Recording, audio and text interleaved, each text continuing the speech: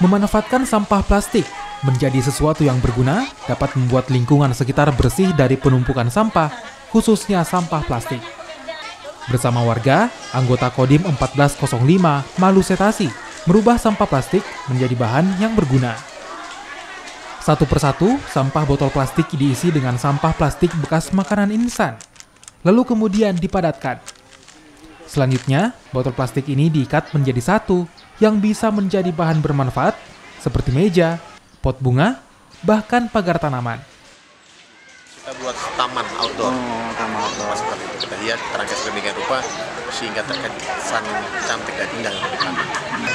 Saya berpesan bahwa coba mulai dari sekarang kita hindari penggunaan air mineral, sampah air mineral terutama tidak bisa diurai. Dan yang kedua, coba mulai dibiasakan untuk membawa air kemasan sendiri dari rumah.